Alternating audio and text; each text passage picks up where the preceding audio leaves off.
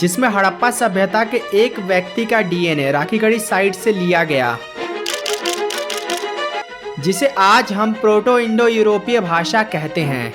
या फिर उनके देवी देवताओं के नाम क्या भारत के देवी देवताओं से मिलते? आंसर है नहीं। क्या वो कहानियाँ जो हमें बचपन से पढ़ाई गई वो झूठ थी? भारत एक प्राचीन भूमि जहां हजारों साल पुरानी सभ्यता की परछाइयां आज भी जिंदा है। सिंधु घाटी की रहस्यमयी नगर सभ्यता, वेदों की मंत्र ध्वनि और सांस्कृतिक समृद्धि। लेकिन इसी अतीत के बीच छुपा है एक ऐसा सवाल जिसने इतिहास, राजनीति और हमारी पहचान को एक चुनौती दी। क्या आर्य आक्रमण सिद्धांत सच है या फिर झूठ? क्योंकि इस सिद्धांत ने हमें उत्तर, दक्षिण, आर्य, द्रविड़ और ब्राह्मण शूद्र में बांट दिया। आर्य आक्रमण सिद्धांत ये कहता है कि आर्य भारत में बाहर से आए थे, क्योंकि इस थ्योरी के अनुसार आर्य 1500 ईसा पूर्व के आसपास घोड़े और रथों पर सवार होकर उत्तर पश्चिम दिशा से भारत में आए। उन्होंने सिंधु घाटी सभ्यता को नष्ट किया और वैदिक संस्कृति की नींव रखी।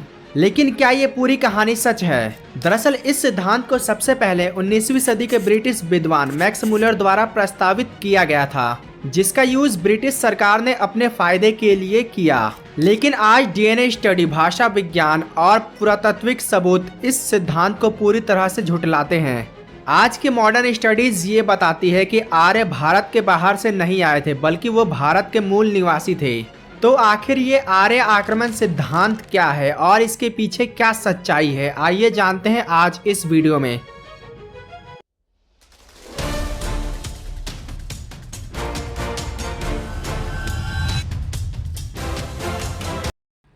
सबसे पहले शुरुआत करते हैं आर्य शब्द से, जिसे पश्चिमी विद्वानों ने एक नस्ल के रूप में देखा। लेकिन वैदिक ग्रंथों में ये कभी नस्ल सूचक शब्द नहीं था। ऋग्वेद में आर्य शब्द कई बार आता है, जो उन लोगों को रिप्रेजेंट करता है जो वैचारिक श्रेष्ठता को धारण करते थे, यानी कि जिनकी सोच काफी अच्छी थी।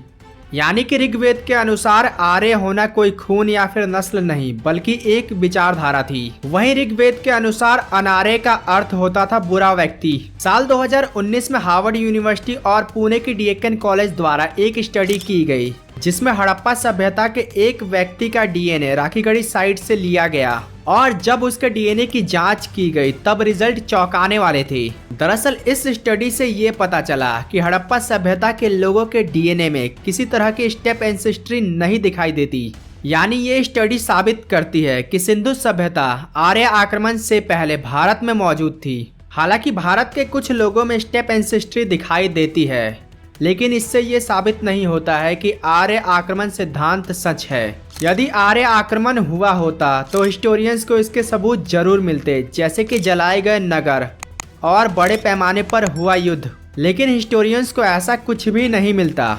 हिस्टोरियंस के अनुसार हड़प्पा और मोहनजोदारो जैसे शहरों के नष्ट होने के पीछे बहुत सारे कारण थे। ऐसा बताया जाता है कि उस समय सिंधु सभ्यता में अकाल आया होगा, जिससे लोगों के बीच खाने की कमी हो गई होगी और लोग इन शहरों को छोड़कर कहीं और चले गए होंगे। उस समय सिंधु घाटी सभ्यता की लाइफलाइन सिंधु नदी को बताया जाता है। लेकिन उस समय सिंधु नदी के दिशा बदलने और सूखने के कारण सिंधु घाटी सभ्यता का अंत हो गया। वहीं कुछ इतिहासकार ऐसा मानते हैं कि उस समय सिंधु घाटी सभ्यता में किसी बड़ी बीमारी का आउटब्रेक हुआ होगा, जिससे बहुत सारे लोग मारे गए होंगे और इसी बीमारी से डरकर लोग सिंधु घाटी सभ्यता के शहरों को छोड़कर कहीं और चले गए होंगे। वहीं इसके अलावा वैदिक संस्कृति के कुछ सबूत, जैसे अग्नि पूजा संस्कृत का उत्तर भारत में फैलना, ये संकेत देता है कि भारत में हुआ ये परिवर्तन एक सामान्य सामाजिक परिवर्तन था। संस्कृत भाषा और दुनिया की अन्य भाषाओं के बीच समानता एक बहुत बड़ा आधार है आर्य आक्रमण सिद्धांत के पक्ष में। संस्कृत, लैटिन, ग्रीक और इंग्लिश में कई शब्द आपस में मिलते जुलते हैं, जैसे कि माटा माँ, पैटा पिता, विद्या विजन, नौ नवा। लेकिन इससे ये समझ लेना कि संस्कृत बाहर से आई एक गलत बात है, क्योंकि भाषाएं एक दूसरे को कई हद तक प्रभावित करती हैं, जिसे आज हम प्रोटो इंडो यूरोपीय भाषा कहते हैं। आज के बहुत से लैंग्वेज एक्सपर्ट ये मानते हैं कि संस्कृत एक बहुत ज़्यादा विकसित भाषा है और ये भारत में ही विकसित हुई। और बाद में ये इंडिया से बाहर गई, जिसे आज बहुत से विद्वान आउट ऑफ इंडिया थ्योरी कहते हैं, जो बताता है कि आर्य भारत से बाहर गए ना कि अंदर आए। ऋग्वेद जो सबसे प्राचीन ग्रंथ है, उसमें जिन नदियों का वर्णन आता है जैसे सरस्वती, गंगा और यमुना, वो भारत की मूल नदियां हैं।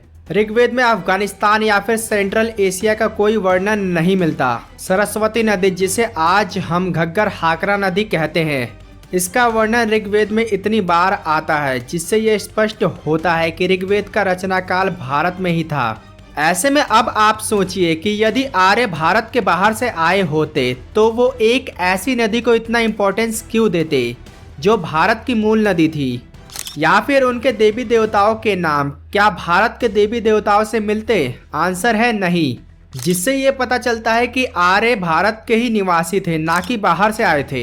वहीं अंग्रेज जब भारत में आए तब उन्होंने आर्य आक्रमण सिद्धांत को एक हथियार के रूप में यूज किया। उन्होंने आर्य को भारत का मूल निवासी बताया, जिससे भारत में आर्य, द्रविड़, दक्षिण और उत्तर को लेकर लड़ाइयाँ हुई, जिसे आगे चलकर बहुत सी विचारधाराओं ने भी यूज किया, जैसे द्रविड़ भारतीय आंदोलन, जिसने कहा कि दक्षिण भारतीय भारत के मूल निवासी है और उत्तर भारतीय आक्रमणकारी। ऐसे में इसने हमारी भारत की एकता को तोड़ने का काम किया। हमने देखा कि डीएनए स्टडी, भाषा विज्ञान और पुरातात्विक सबूत सभी इस ओर इशारा करते हैं कि आर्य आक्रमण सिद्धांत सच नहीं बल्कि झूठ है। हमें ये भी समझना चाहिए कि ये बहस केवल अतीत की नहीं बल्कि वर्तमान की भी है।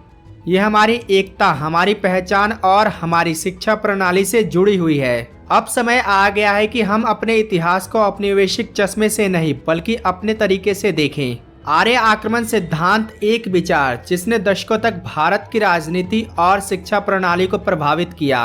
किताबों में इसे इस तरह से दिखाया गया जैसे कि ये पूरी तरह से सच है, लेकिन आज मॉडर्न स्टडी कुछ और ही कह रहे हैं। आज के इस वीडियो में हमने जाना कि संस्कृत भारत में ही विकसित हुई और शायद भारत से बाहर गई। डीएनए स्टडी ने हमें बताया कि भारत की जनसंख्या में किसी भी तरह के स्टेप एंसेस्ट्री के सबूत नहीं मिलते। वहीं भाषाओं के बीच समानता आउट ऑफ इंडिया थ्योरी को सपोर्ट करती है। दोस्तों, क्या आप जानते हैं कि सिंधु घाटी सभ्यता के लोगों का रहन सहन और खान पान क्या था? वहीं सिंधु घाटी सभ्यता का अंत कैसे हुआ? यदि आप इस बारे में जानना चाहते हैं तो इस वीडियो को जरूर देखें, जिसका लिंक डिस्क्रिप्शन में दिया हुआ है। तब तक के लिए आपका बहुत बहुत धन्यवाद।